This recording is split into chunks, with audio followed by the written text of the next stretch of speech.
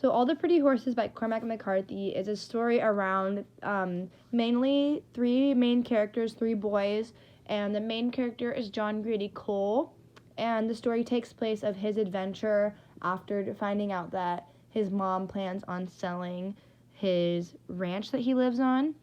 So his grandfather dies and his mom wants to sell their ranch in Texas and to move away from it. But John can't live with this, and he decides to run away with his friend Rollins. And they are only 16 when they do this, and they ride their horses to the Mexican border.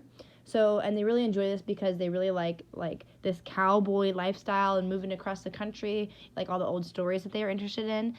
And as they're riding, they meet a boy named Jimmy Belvins, and they all decide to cross the border into Mexico together. They cross the Rio Grande River, and then they are met by lightning, and like a huge lightning storm occurs, and their friend Jimmy, who they just met, is really like a skittish kind of guy, and he freaks out and loses his horse, takes off his clothes, and his gun is stolen.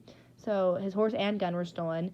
And then the boys decide to try to get the gun back and the horse back, and they end up losing Jimmy while they're doing this. So then John and Rollins keep moving, and they decide to go work on a ranch.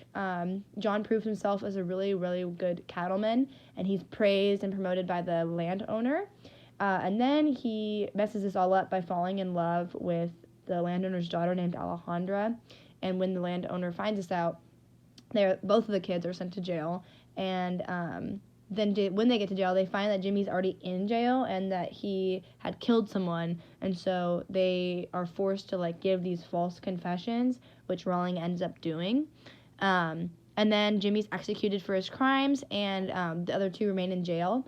But they are beaten so bad because they're Americans and they're in a Mexican jail every day. And then they are sent, these 2 people try to kill them, and it doesn't work, but they are beaten really bad. So they go to the hospital. And Alejandra helps them by trying to get them released by tipping off the guy there. And then Rollins decides he's had too much, and he goes home to Texas. And then John decides he must find Alejandra and love her, beg her to run away with him. But she tells him he can't leave her family, and she's not going to go with him. And John reflects about how foolish he was to be this sort of romantic and fantasizing all this stuff. And he tries to go home, but when he gets home, his dad's dead, and his house and ranch had been sold, and his friend had moved on. Rollins is no longer a friend to him because it took him so long to get back. And so when he's kind of lost, he's at a crossroads in his life. And the book ends on a cliffhanger of him riding into the sunset with no sense of what to do. So I thought it was a really good book. I really enjoyed it. It had lots of old details in Spanish, which I really enjoyed, and I recommend it to anyone who enjoys an old horse book, but with a little twist of romance and some 2 boys, kind of like Huckleberry Finn, a whole adventure. So I really enjoyed it.